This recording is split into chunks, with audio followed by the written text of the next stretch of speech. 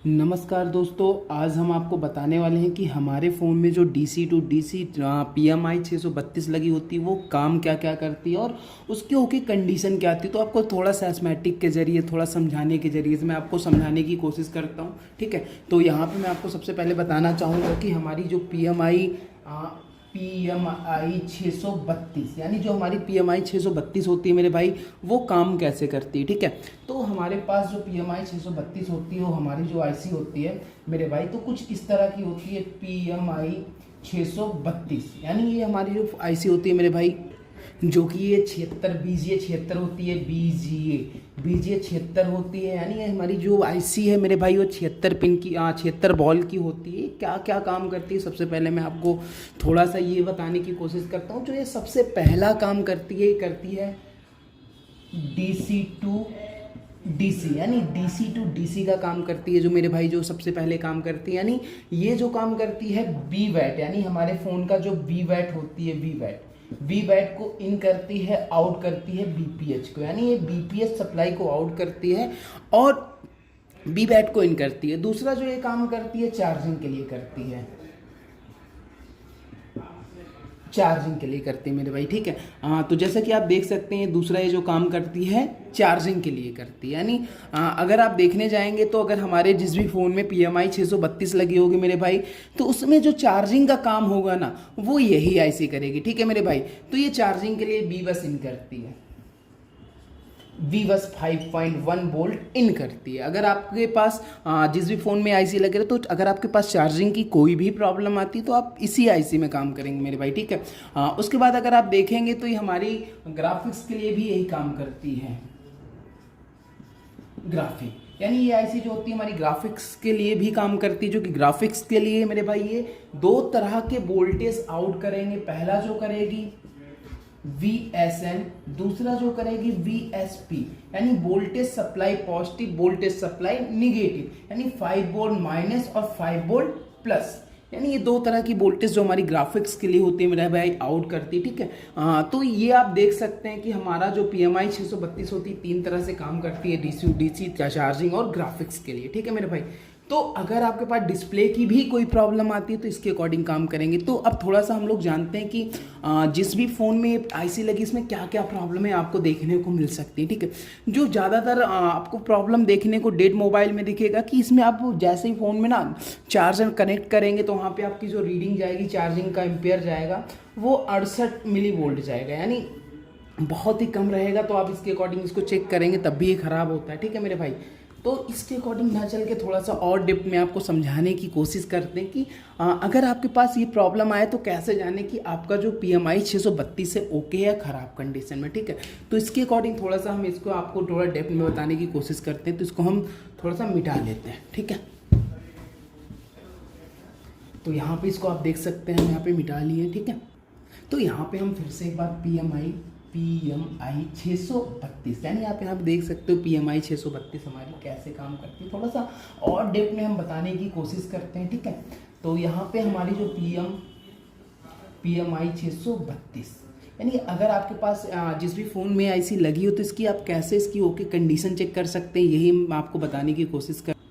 तो सबसे पहले अगर आप कोई इस IC की चेकिंग करनी है मेरे भाई, तो सबसे पहले आप इसकी आउटपुट सप्लाई चेक करेंगे। यानी सबसे पहले हम क्या करेंगे, आउटपुट सप्लाई, यानी इस IC की अगर हम आउटपुट चेक करेंगे तो इससे ही हमें पता लग जाएगी IC हमारी सही है ख़राब है। तो सबसे पहले आपको चेक करना है क्या, नंबर 1 पे जो करना है BPH, ये BPH आउट करेगी। ठीक है, BPH अगर आउट करेगी तो वहाँ पे आपको वोल्टेज मिलना चाहिए 3.7 वोल्ट। कितना, 3.7 वोल्ट। दूसरा जो मिलेगा आपको चेकिंग करना है बूट कैप पे जब आप चार्जर लगा के मेरे भाई चेक करेंगे ना, तो वहाँ पे आपको जो वोल्टेज मिलना चाहिए 8 वोल्ट मिलना चाहिए, 8 वोल्ट। ठीक है, अगर ये आपको दोनों कंडीशन मिल जाते हैं तो ये आपको पता लगता है कि जो हमारी DC टू DC IC है ना, ये वोल्टेज रेगुलेट कर रही है।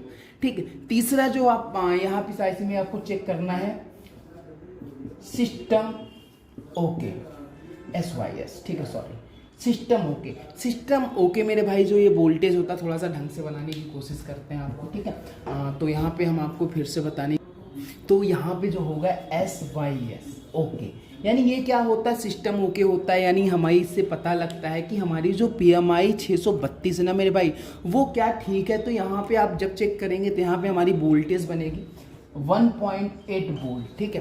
तो ये 1.8 वोल्टेज अगर आपका बन जाता है तो इससे 99% आपको पता लग जाता है कि हमारी जो PMI 632 है वो बिल्कुल ओके कंडीशन में, ठीक है मेरे भाई। तो इसी चीज़ को थोड़ा सा मैं आपको बोर्डिंग में समझाने की कोशिश करता हूँ। तो एक बार इसकी सर्किट भी बना के दिखाता हूँ कि कैसे कैसे ये काम करता है। तो 1 मिनट वेट करिएंगे थोड़ा सा। तो थोड़ा सा हम आपको फिर से इसमें इसकी सर्किट समझाने की कोशिश करते हैं कि ये काम कैसे करता है, कौन से बॉल पे इसकी डाटा शीट पे कौन सी लाइन कहाँ जाती है, ठीक है। तो इसको हम थोड़ा सा मिटा लेंगे, ठीक है मेरे भाई। तो हमारे फ़ोन में जैसे कि आप सबको पता है कि एक बैटरी कनेक्टर होता है, ठीक है। तो यहाँ पे हम एक बैटरी कनेक्टर बना लेते हैं, ठीक है। जो बैटरी कनेक्टर पे पॉइंट होता है उसमें 4 पॉइंट होते हैं मेरे भाई, जो आप देखेंगे, ठीक है।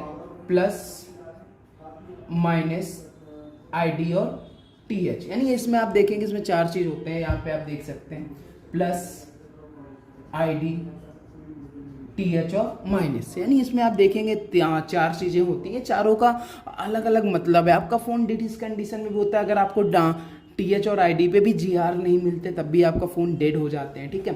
तो इसके अकॉर्डिंग आप ID का आइडेंटिफिकेशन नहीं होती बैटरी के, तो डेड हो जाते हैं। तो ये इसका जो ट्रैक है ना, तो सबसे पहले जैसे कि आप देख सकते हैं हमारी PMI 632 है। कौन सी है? 632, ठीक है मेरे भाई। तो हमारे मोबाइल फ़ोन का जो पहला होता है ग्राउंड होता है, यानी माइनस जो क्या होता है, ग्राउंड होता है, ठीक है। अब इसके बाद जो प्लस होगा ना, वो प्लस वाली सप्लाई सबसे पहले हमारी जाएगी इसी IC में जाएगी, जिसका नाम होगा VWAT, ठीक है। अब इसी के ट्रैक से VWAT से ही एक यहाँ पे आप देख सकते हैं, यहाँ पे हमारा क्या लगता है, सेंस रजिस्टर लगता है, ठीक है। तो हमारा जो सेंस का लाइन जाएगा ना, VWAT सेंस निगेटिव। दूसरा जो जाएगा VWAT सेंस पॉजिटिव, यानी VWAT sense positive, VWAT sense negative, यानी ये 2 लाइंस होती है ना, इसी में जाएगी, यानी positive current sense negative, current sense positive. थोड़ा हम शॉर्टकट में आपको बताने की कोशिश करते हैं इसमें आपको, क्योंकि आपको थोड़ा कंफ्यूज भी हो जाएंगे कि इसमें लिखा क्या है, ठीक है। तो हमारे फ़ोन में जो current sense negative, current sense positive, यानी इसका फुल फॉर्म होगा CSP का फुल फॉर्म होगा करंट सेंस पॉजिटिव, CSN का मतलब फुल फॉर्म होगा करंट सेंस पॉजिटिव, ठीक है। तो ये लाइन हमारे VWAT को सेंस करने के लिए जाती है, जो आपका चार्ज आउट करता है, ठीक है। तो फिर उसके बाद यहाँ से एक चार्ज आउट के नाम से हमारा आउट करेगा, इसी रेसेंस रजिस्टर पे चार्ज आउट, ठीक है।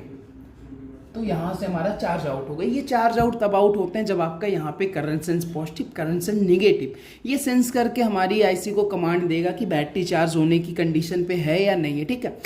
तो उसके बाद यहाँ से हमारी आप देख सकते हैं जो हमारा चार्जिंग कनेक्टर होता है ना, आप यहाँ पे देख सकते हैं, यहाँ पे हमारे मान लेते हैं चार्जिंग से आप देखते होंगे चार्जर कनेक्टर से DMDP, यानी DMDP 2 लाइन आती है, DMDP यानी डाटा पॉजिटिव डाटा नेगेटिव। ये किस लिए आते हैं थोड़ा सा मैं आपको बताने की कोशिश करता हूँ, ठीक है। ये इसलिए आते हैं मेरे भाई कि जैसे कि आपने देखा होगा कि 2 लाइन इसे पोर्ट के लिए हमारे CPU में जाते हैं, लेकिन फास्ट चार्जिंग के लिए ना ये लाइन आती है हमारी इसके लिए IC को सेंस कराने के लिए। तो यहाँ पे हम फास्ट चार्जिंग लिख सकते हैं, फास्ट चार्ज, ठीक है। तो ये लाइन हमारी जो होती है फास्ट चार्ज के लिए होती है मेरे भाई, ठीक है। तो ये लाइन भी इसमें आती है। इसके बाद अगर आप देखेंगे ना तो बैटरी ID, यानी जो आपका यहाँ पे आप देख सकते हैं ID की लाइन है, तो हम नीचे से लेंगे तो ID की लाइन भी हमारी इसी IC में आती है, ठीक है। तो ID की लाइन भी इसी में आती है। इसके बाद जो है ना हमारा TH है ना, TH भी यहाँ इसी IC में आती है, ठीक है। TH यानी अगर आपके पास टेम्परेचर का कोई भी प्रॉब्लम आता है ना, तो आप इसी IC में काम कर सकते हैं मेरे भाई, ठीक है। क्योंकि जो PMI 632 है ना, जिस भी फ़ोन में लगा होता है ना, तो उसका ID और TH की लाइन भी इसी IC में जाती है, ठीक है मेरे भाई।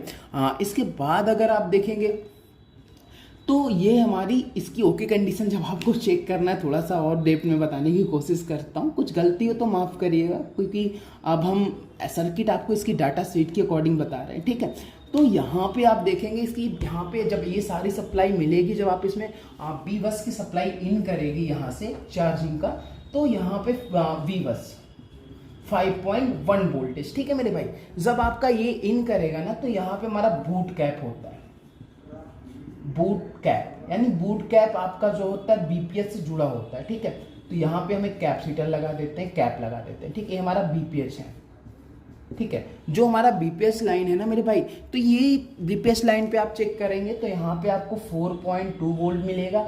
लेकिन जैसे ही आप यहाँ पे ना बूट कैप पे इस वाले स्थान पे चेक करेंगे, यहाँ पे आपको 8 वोल्ट मिलेगा। ठीक है, अगर आपके पास प्रॉब्लम आती है तो आपको सिंपल सा 2 स्टेप बताते हैं कि बहुत लोग कहते हैं कि यहाँ चेक करो वहाँ चेक करो, देयर नथिंग। आप सिंपल सा स्टेप है, आप एक जगह चेक करके बड़े आसानी से आप बता सकते हैं कि प्रॉब्लम ऐसे हमारी ठीक है नहीं।